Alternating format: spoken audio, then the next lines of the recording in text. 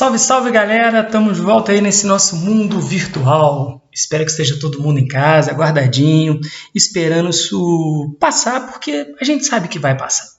Beleza? Então a gente continua aqui a nossa sequência dessas aulinhas virtuais e eu acho que, por mais difícil que esteja sendo para todo mundo, o pessoal está conseguindo acompanhar, está conseguindo fazer um exercício mental aí, realmente uma nova forma de aprender. E a gente, na aula de hoje, vai trabalhar com a temática que é o seguinte, na transição da Idade Média para a Moderna, a gente vai entender o que foi o absolutismo e como também a gente entende a formação das chamadas monarquias nacionais, os futuros estados nacionais. Perfeito? Bom, para a gente poder lembrar um pouquinho, a gente vai pegar o contexto onde está tudo acontecendo, quando que realmente está surgindo a ideia do absolutismo, o que é isso? Se a gente for voltar no tempo, a gente vai lembrar que no nosso último encontro a gente estava falando sobre a transição da Idade Média para a Moderna. Para refrescar a cabeça de vocês e falar, mas ô Matheus, eu tenho que decorar a data? Tenho que ter essa noção? Não, você vai entender que a gente está vivendo a crise do feudalismo. Lembra? Vamos refrescar um pouquinho a memória de vocês? O que está rolando? Lembra? Esgotamento do solo, a grande fome, a questão de, por exemplo, ter problemas de clima, a época que a Europa muito fragilizada sofre com as grandes epidemias. Não esqueça, galera, um tema muito bom para a prova, a questão da peste negra, a ideia da ciência não corroborando com as ideologias da Igreja Católica naquela época, a medicina não sendo muito bem aceita. E diante da crise do feudalismo, o que eu estou assistindo? As chamadas revoltas camponesas. A gente até falou que na França, essas revoltas camponesas ficaram conhecidas como as jaqueries. Lembra? Quando então os camponeses, indignados com a exploração, começam a fugir do campo e começam a ir para a cidade. As cidades essas que vão estar sendo muito incentivadas, principalmente pela questão da burguesia. E com as revoltas camponesas, realmente o que? Os senhores feudais estão muito fragilizados, estão bem fracos, sofrem com isso. Então, o que a gente começa a perceber? Nessa necessidade, nessa ideia de começarem os ataques contra os senhores feudais, porque pensa a seguinte situação, eu sou um senhor feudal, que eu estou fraco, o meu vizinho, o senhor feudal, também está fraco, o meu outro vizinho fragilizado. Então, nesse momento, a gente percebe que a união, além de fazer açúcar, piadinha podre, mas a união também faz a força. Então, os senhores feudais começam a se juntar. Há uma necessidade de junção de força para que você tenha o quê? Uma nova organização. E essa junção é simbolizada pela figura de quem? Do rei. Lembra que eu falei? Você tem rei na história antiga, você tem rei no período medieval, mas esse rei agora que está surgindo, galera, na chamada Idade Moderna, esse rei agora ele tem poder absoluto. Vejam vocês, essas monarquias nacionais, elas vêm avalizar o surgimento do absolutismo. Então, o nosso assunto de hoje é justamente essa mudança política que eu tenho. Por que eu digo mudança política? Porque durante a Idade Média, você lembra que o poder político era uma coisa fragmentada. Em cada feudo eu tenho o seu senhor. Então, era um poder local. Tudo bem que eu tenho o poder que ele é atemporal da igreja, mas é um poder muito mais ideológico, é um poder muito mais derivado do discurso religioso do que um poder propriamente político. Agora não, eu estou realmente percebendo a necessidade de uma reorganização, fruto dessas mudanças que a gente está assistindo aqui agora. Perfeito? Com essas mudanças ocorrendo, a gente vai entender que o absolutismo ele traz uma nova concepção. Que concepção é essa? De ser um sistema político baseado na centralização do poder, vejam vocês, galera, na mão do rei. Então, repara o seguinte, para você poder não esquecer. Duas coisinhas básicas. O que o absolutismo tem que o feudalismo não possuía? Primeira coisinha básica, a ideia de centralização. Então, não esqueça disso, galera. Primeira coisa, a noção de centralização em torno da figura central, que é o nosso rei. Então percebam que esse rei que está surgindo agora, ele representa o quê? A esperança de um povo muito abalado, muito assustado com tudo que está acontecendo. Perfeito? Agora, claro que quando eu falo que esse rei tem poder total, a gente tem que tomar um pouco de cuidado porque existe a ideia de uma limitação. Galera, fiquem atentos aí quando eu digo limitação, porque tem muita gente aí que vai caminhar para o campo do direito, e dizem que o documento simbólico para a formação dos chamados Estados Nacionais é um documento popularizado por nós como a Magna Carta. né? Expressão essa em latim que significa grande carta. Ela é o primeiro documento a colocar por escrito alguns direitos do povo inglês. Então ele é um marco. Ele é um marco no sistema político, né?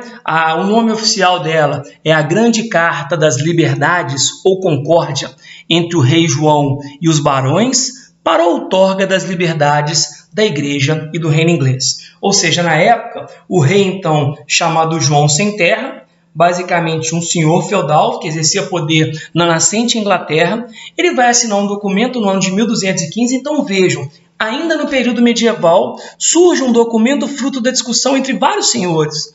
Porque, na verdade, a ideia do rei, ela vem do quê? Ela deriva da união de poderes. Então você, quando escolhe a figura do rei, é necessário que haja, no primeiro momento, a ideia de um limitador.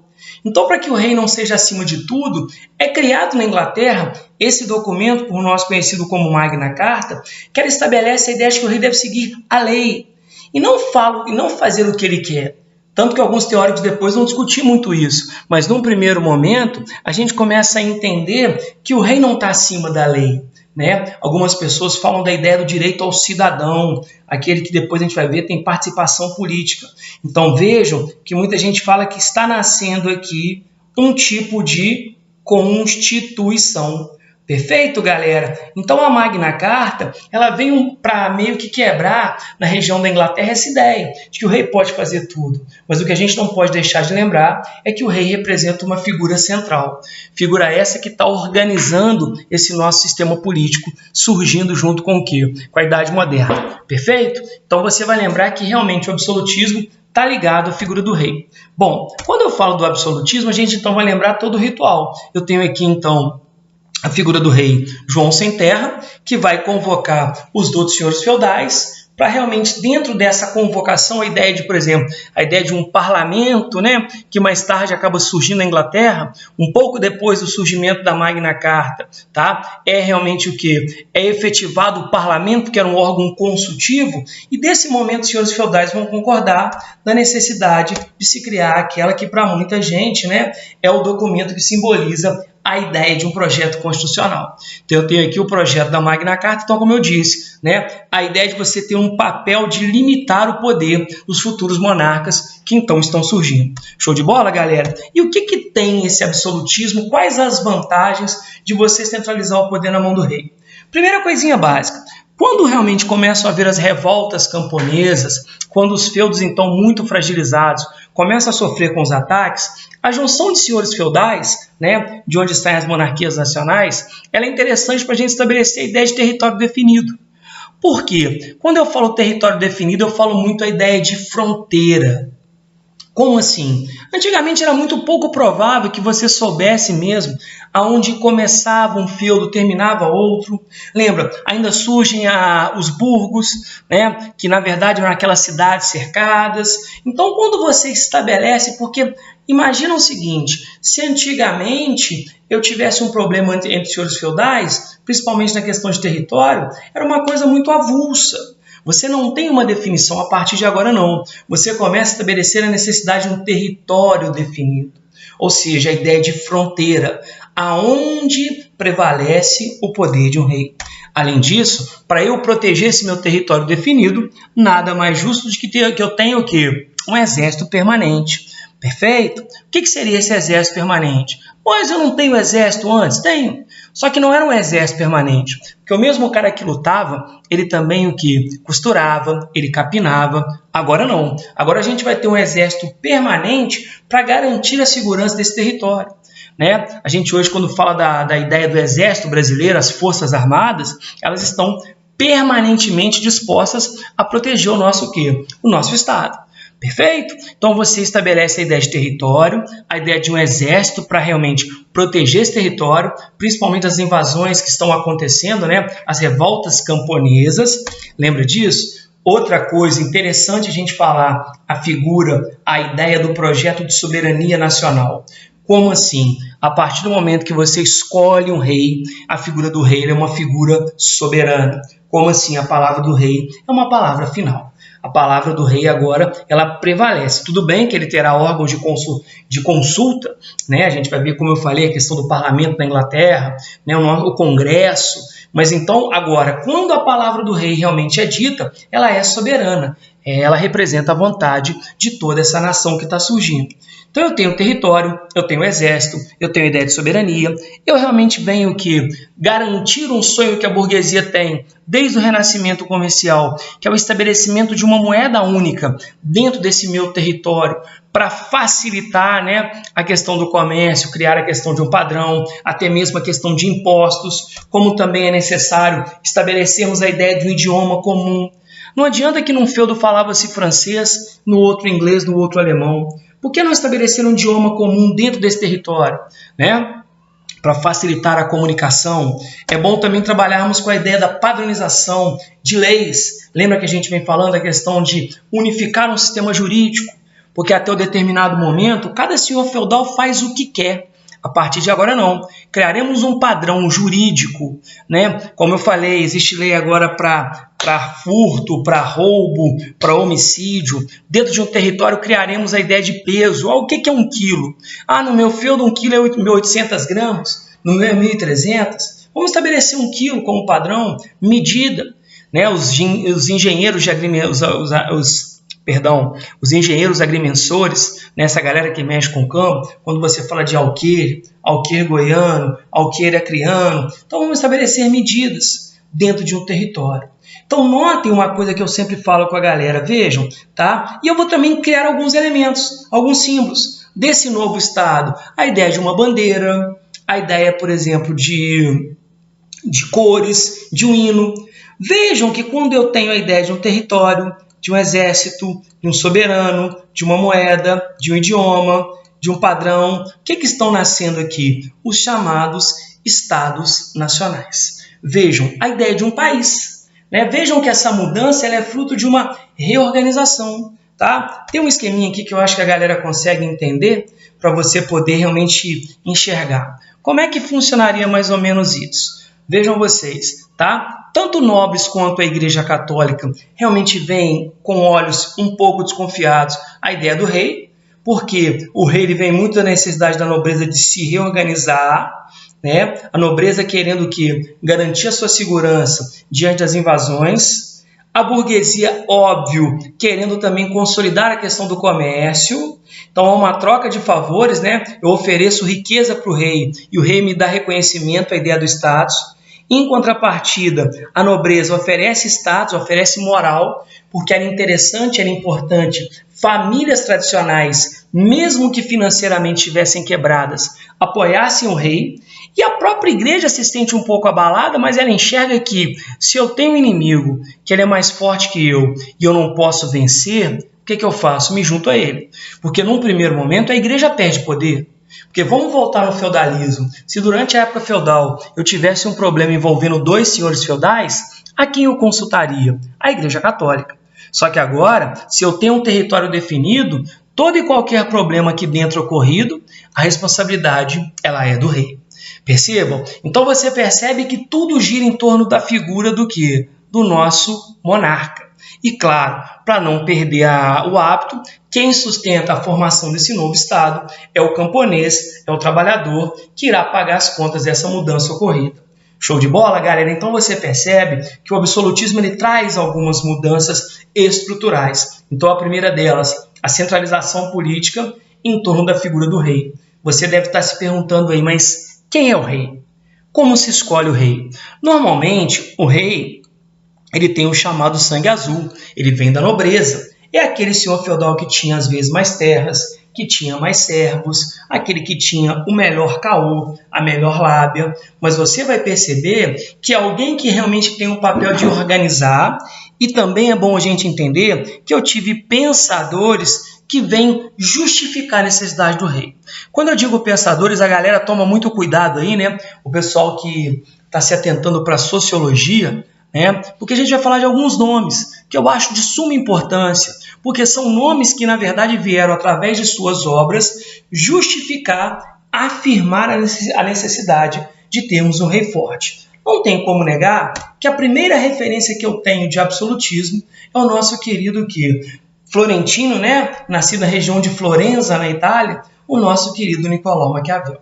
Para muita gente, a grande referência do absolutismo, o nosso amigo Nicolau Maquiavel vem de uma região da Itália, região fragmentada por várias pequenas repúblicas, com muitas brigas internas, e ele, na verdade, percebendo a necessidade de uma organização, de um fortalecimento político, Nicolau Maquiavel, né, o nosso querido aqui, escreve uma obra que se torna referência, né? Autor da famosa obra O Príncipe. Lembra, galera, pelo amor que você tem a Deus. O nosso querido Nicolau Maquiavel, ele escreve O Príncipe. Por que eu estou dizendo isso? Porque você às vezes quer escrever bonito na redação e você coloca que o Nicolau Maquiavel escreveu O Pequeno Príncipe. Pelo amor de Deus.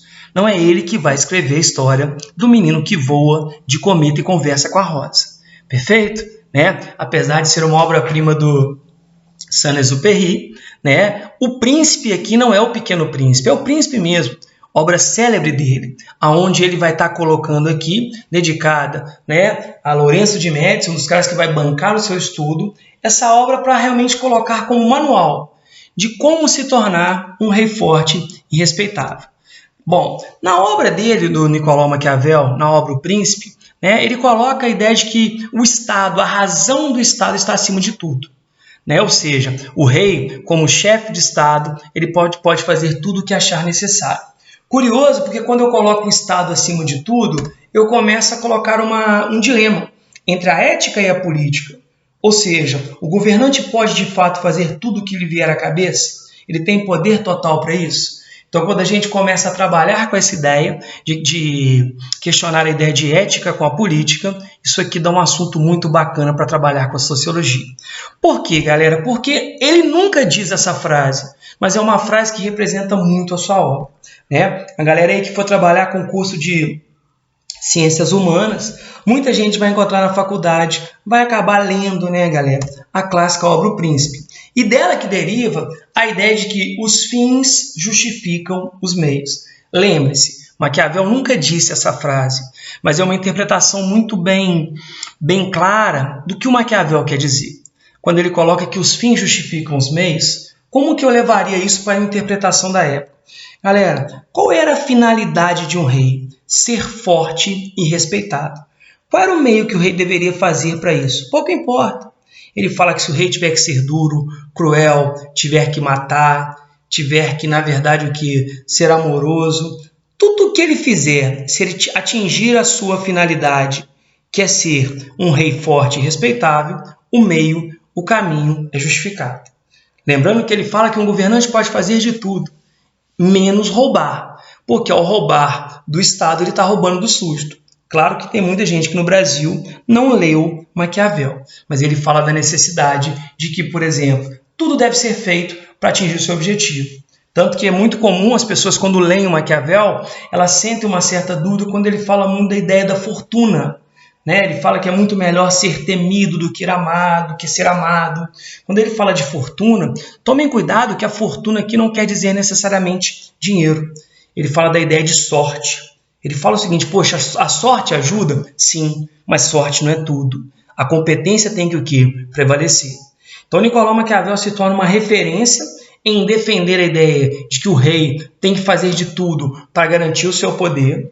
Perfeito? Tá? Inclusive, daí deriva a ideia da expressão maquiavélica, né, de você buscar caminhos para chegar ao seu objetivo. Show de bola? Então, esse nosso italiano aqui, ele lança realmente o quê? Uma tendência que foi seguida por alguns outros nomes de destaque, entre eles um inglês conhecido por nós como Thomas Hobbes.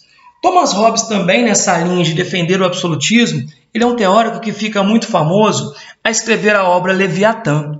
A galera que conhece, gente, na Bíblia, Leviatã é uma das denominações dadas ao diabo. A ideia do quê? Do caos. E ele fala muito sobre isso. Inclusive, quando ele realmente o quê? Nessa aí você tem uma ilustração feita pelo próprio Thomas Hobbes, da sua obra. E nessa obra ele fala da necessidade de reorganização. trabalha muito com a ideia do caos, da confusão, e de que naquele momento, ou seja, na crise que o feudalismo está gerando, é necessidade que você estabeleça o poder do Estado acima de tudo. Curiosamente, você coloca Thomas Hobbes, assim como o nosso querido Jean-Jacques Rousseau, como um contratualista. Tá? Depois a gente vai falar um pouco sobre a ideia do iluminismo, a proposta do contrato social, mas como assim, professor, contratualista? Na ideia do Hobbes, o que ele estabelece? Que o rei estabelece com o povo a ideia de um contrato. Eu brinco que era uma prática muito comum na minha infância, uma brincadeira que dizia que tudo que o mestre mandar, faremos todos. Então ele fala o seguinte, que se o rei manda você marchar, você vai marchar. Se o rei manda você usar preto, você vai usar preto. Agora toma cuidado, se o rei manda você ficar na pandemia sem máscara, galera, não faça. Tá? Nem tudo que o rei faz é correto. Perfeito? Não é só uma gripezinha. Mas vamos seguir aqui a nossa linha para a gente poder entender que, por exemplo, a ideia do contratualista é que você, enquanto governado, deve abrir mão dos seus direitos em prol do governo. É como se, por exemplo, o governo pedisse para que você contribuísse na crise com R$ 1.500, você fosse lá na sua poupança, disponibilizasse ao governo federal essa quantia. Ou seja, o governo, na verdade, ter todo o aval da população. No sentido claro, o povo fazer tudo para o governo. E a pergunta que não cala é, mas é o correto o povo fazer tudo pelo governo? Você fala, não. O correto seria o governo fazer tudo pelo povo. Mais tarde a gente vai falar sobre Jean-Jacques Rousseau, que defende isso. Mas o Hobbes ele vai falar da ideia de que, por exemplo, o Estado, né, que é essa organização fruto da, entre aspas, vontade do homem, ela na verdade ele serve para quê? Para tirar o homem do caos e da anarquia. Vejam que a ideia da anarquia aqui ela é vislumbrada como uma ideia de bagunça. Tá? E a gente vai ver depois com as ideologias operárias que nem sempre a anarquia tem que ser bagunça. Inclusive, você populariza nas palavras de Thomas Hobbes a máxima de que o homem é o lobo do homem. Ou seja, o homem é um ser competitivo que às vezes ele age por instinto. Então, se você não domesticar o homem, ele não consegue viver em sociedade. Perfeito, galera? Então, Thomas Hobbes ele fala da necessidade de que o povo deve abrir mão de seus direitos em prol do seu governo, que é um governo, como a gente sabe, que é representado pelo Estado. E, repito, o poder do Estado acima de todos. Beleza? Nós também tivemos dois outros franceses muito famosos, né? Os nossos queridos Jean Bodin e Jacques Bossuet.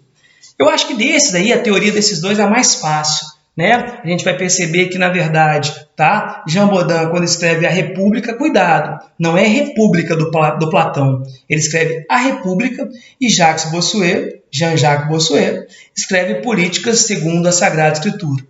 Tá? Ou seja, esses dois autores, eles na verdade vão comungar de uma ideia. Né? Eles vêm da França e eles comungam da ideia de que, por exemplo, o rei tem que ser aceito, tem que ser justificado o seu governo pela teoria do direito divino.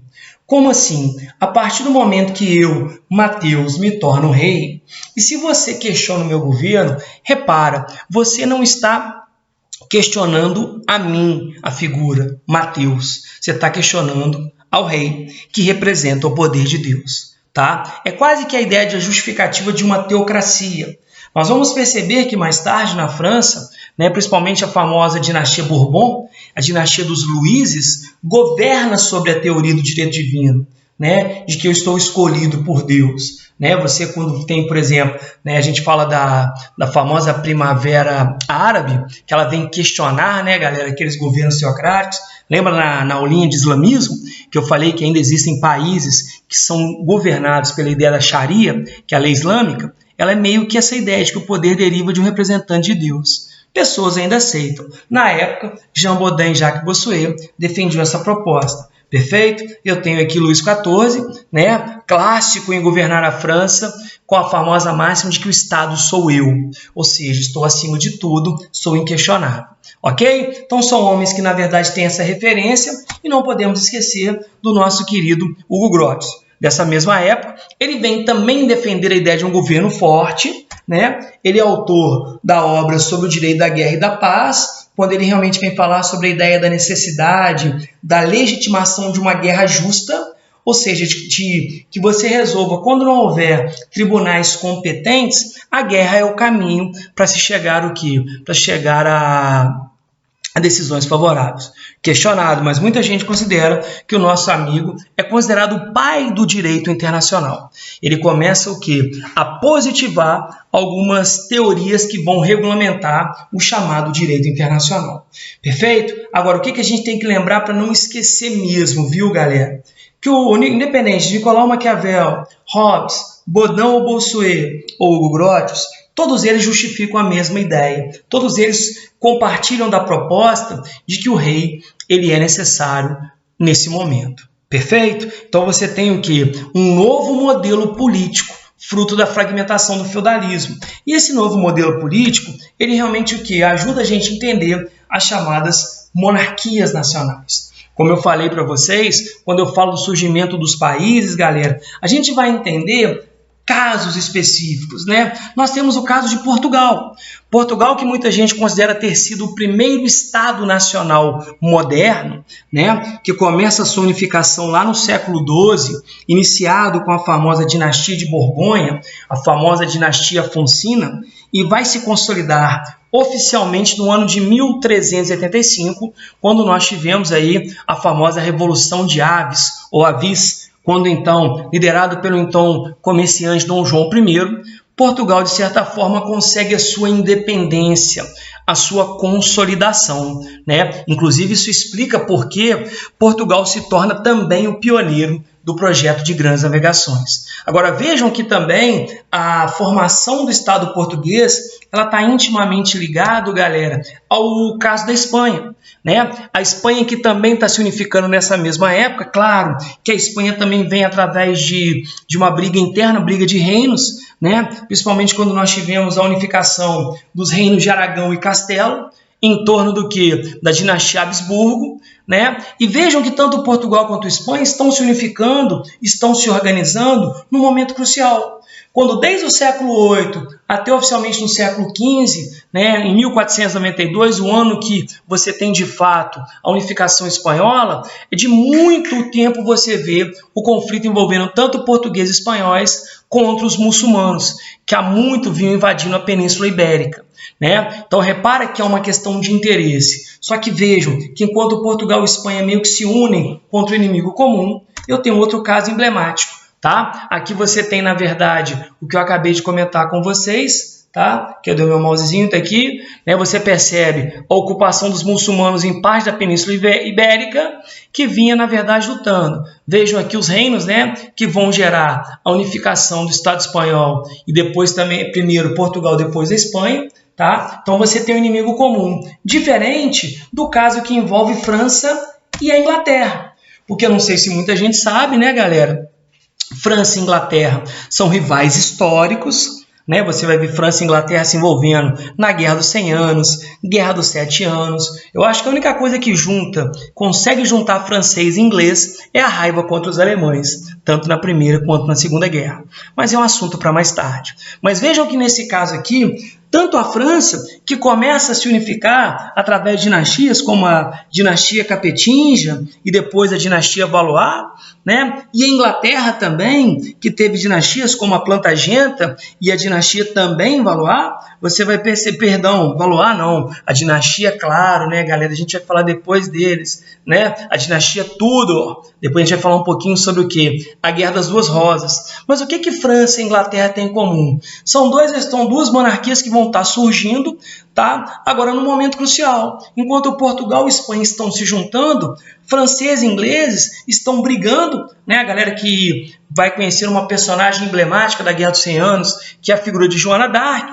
E tudo isso dá início quando então eu tive, galera, no ano de 1382, a morte do então rei francês Carlos IV. Por que gera todo um problema? Porque Carlos IV, ele é o último representante da dinastia Capetinga e, curiosamente, na época da sua morte, pela questão sucessorial, o então rei da Inglaterra, Eduardo III, que era neto do então Filipe o Belo, ex-rei da França, reivindica o direito à posse, gerando uma briga territorial envolvendo os dois estados. Mas vejam que tanto que portugueses, espanhóis, franceses e ingleses estão vivendo a sua unificação num momento meio que oportuno, nessa transição. Não esqueçam da importância portuguesa nesse projeto.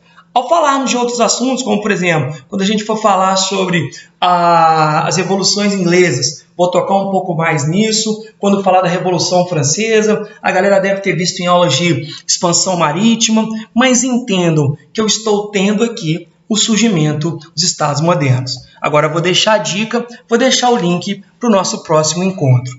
Qual é o nosso próximo encontro? Não adianta eu ter um rei forte se eu não tiver o quê? Uma economia forte. E aí, gente, vamos abrir espaço para entendermos a questão do mercantilismo. Mas é o nosso próximo assunto. Num primeiro momento, então, a gente encerra por aqui. Fiquem com Deus, fiquem em casa e a gente se encontra. Beleza, galera? Grande abraço, até mais.